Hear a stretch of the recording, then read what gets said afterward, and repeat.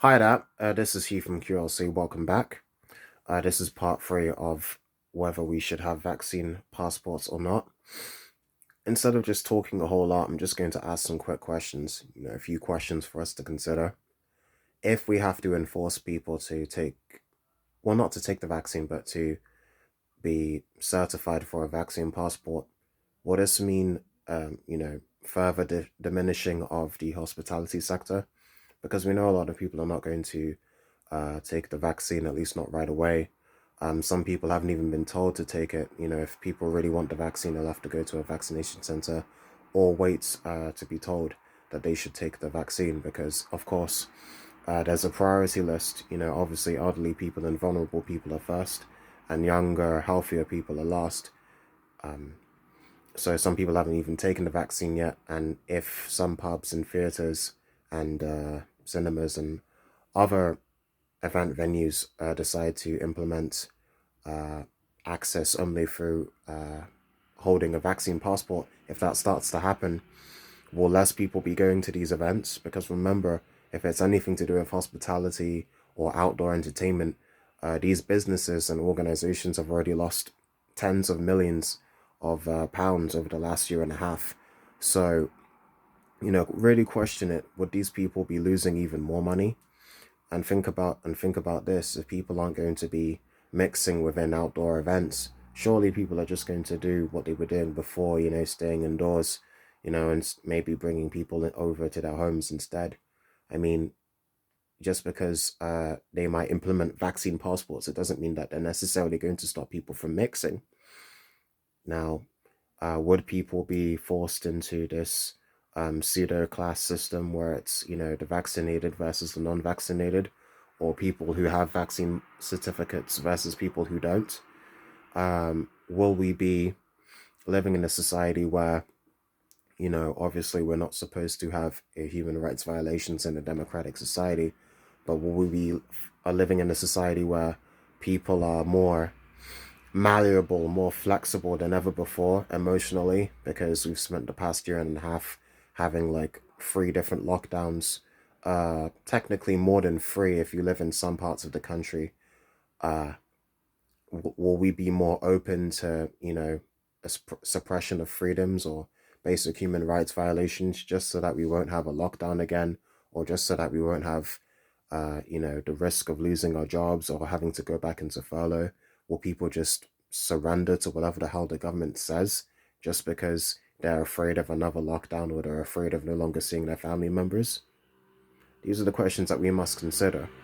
Because if people are talking about how, oh, we weren't allowed to go outside except for extreme circumstances, and we weren't allowed to go outside and work and, collect money for our jobs outside, and unless we were working from home, then you didn't have to leave the house.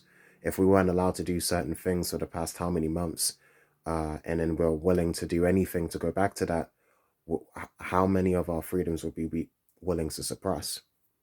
Obviously, I'm trying not to mince my words, but at the same time, this is a very sensitive issue because I'm not trying to talk about people being irresponsible or people not being healthy or people not doing the right thing. I'm just thinking about the fact that just because we have vaccines, a number of vaccines to choose from, such as Pfizer and AstraZeneca and Oxford, it doesn't necessarily mean that everybody in society has to take the vaccines. Like if you're not going to get the virus, and just like if you're not getting the virus, if you're healthy, if your immune system's fine, if even if you did have the virus, it won't really do anything to you and your body has natural antibodies, do you really need the vaccine? I'm no medical professional, so don't take this advice as, gospel, but at the end of the day, you can do whatever you want to do, but don't do something just because you feel as if you're being forced to do it. You can't leave the country unless you have a vaccine passport. You can't go into the pub, you can't go into the theater or to the cinema or to a football match because you need a vaccine passport and you don't have one. If that's the society we're going to be living in, just question, is this a society that you're willing to live in? Is this something that you're willing to tolerate or accept just because the government claim that it's for the sake of the poor and for the sake of the vulnerable and for the sake of the elderly? We all know that just just because the government, especially the government we have right now, just because they claim to care about certain groups, it doesn't mean that they do, especially when we're talking about the poor and the elderly. But now, when it comes to this global health scare, they want to convince us that all of a sudden they care about the elderly. And again, young people are being scapegoated as villains or, you know, anti-social devils with devil may care attitudes just because they're not automatically following the norm. It was a similar thing to when Jeremy Corbyn was gaining popularity among very young people. You know, people that most young people don't necessarily have a mortgage or like I don't know, like a fully fledged career yet. So the media were trying to spin it like, oh, these young people haven't experienced enough of life yet. That's why they're being tempted by leftist ideologies. I even made a video questioning whether young people are more tempted towards leftist ideologies for such a reason, or whether it was something else. I can put that in the description as well. But young people should not be scapegoated as irresponsible just because they might not want to take the vaccine. Because, you know, young people, they love to be quote unquote woke and they like to do research on different topics. And obviously, a lot of people would have found out that just because a pharmaceutical company says that they have a cure to something, it doesn't necessarily mean that it's a cure. In fact, sometimes it might make things worse. People look up experiments on Africans, experiments on African Americans, and, you know, experimental uh, vaccines and medicines in different parts of the world, whether it's Europe, Latin America, South America, different parts of the world, where people have ended up dying because, you know, pharmaceutical companies such as Pfizer have given people medicines and they didn't work, or they had adverse effects and people started, you know, falling sick and then they don't get up. Like, for example, if I mention Pfizer, there was a drug called Trovan that they gave to kids in Nigeria and 11 kids died. That happened in the 90s. Like, the media keep trying to make up all these reasons why they think you know, people of color, I hate that term, I really do. It's a stupid umbrella term. Why they think that people such as black people or Asians or Hispanics or Latinos, why they think that these type of people would not be overly enthusiastic in taking a vaccine just because you say it works, just because a multinational company says it works, just because a pharmaceutical company says it works. Why would be a little bit suspicious? All you have to do is Google any of the African experiments that happened in places like Nigeria, Rhodesia, which is now Zimbabwe, or the Depo-Provera, whatever the hell it was called, this medicine that they gave to women in Zimbabwe as some sort of birth control, but it made quite a few women in that a part of Africa infertile, and they're still infertile. This stuff actually happened. It's not a conspiracy theory, and this stuff would have happened only a few decades ago. Now, pharmaceutical companies, some of them are different to the ones I've mentioned, uh, but Pfizer is included in that list. Some of these pharmaceutical companies have, you know, made terrible mistakes when it comes to experimental medication in not just Africa, but other parts of the world. Now, other pharmaceutical companies and Pfizer are trying to talk about how they have the right vaccine that they can give to people so that they can be prepared and so that they can fight off against this virus, even though not one institution can guarantee that their vaccine is 100% effective against the virus, and there's still like a 5 to 10% chance, depending on which vaccine you take, that you'll still get the virus anyway. So even if you take the vaccine, even if you take 2 doses, you still could get the vaccine. I mean, you could still get the virus, not the vaccine.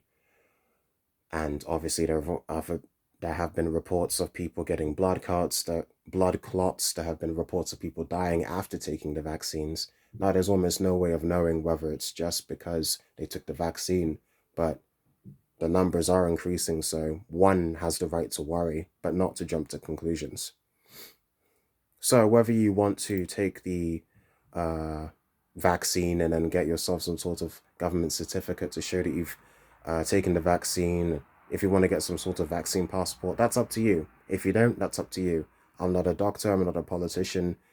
Whatever you do it doesn't make a difference to me, but I do care about other people's well-being and I don't want people to, you know, to worry, and I don't want people to do something that they might regret just because they feel as if they've been forced to. They can't go and meet their friends or family members at an event, at a specific venue, just because they haven't taken a vaccine. The type of vaccine that a few years ago it would have been hard to give to the masses. Like, it hasn't been that long that they've let people take, synthetic messenger RNA vaccines. This only happened like last year because obviously we were pushing for a vaccine to get rid of this virus once and for all, this virus that has killed millions of people and crippled the global economy. Now people want to create synthetic messenger RNA vaccines, and we're being told that those are the best type of vaccines against this type of disease because it will stir up something in our immune systems that will allow us to fight off against this disease. But obviously, there's more stories of new variants, South African, Brazilian, every blooming part of the world is a variant now. Um, Even a Kent variant or some nonsense that I heard once. And obviously, with a new variant, they're going to have to modify these vaccines.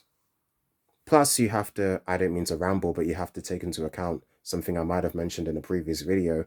Some people may not be able to get vaccinated due to having some sort of physical condition or mental condition or some sort of allergic reaction where they shouldn't take the vaccine. I believe I did mention that two people in the UK had allergic reactions to the vaccine. I believe it was the Pfizer one, but don't quote me. This stuff has already happened.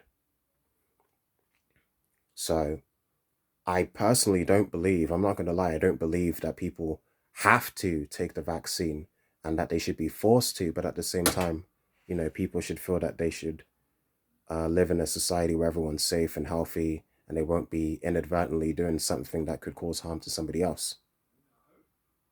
So, on that note, I will end this video and I will see you guys soon. This is Hugh from QLC. Goodbye.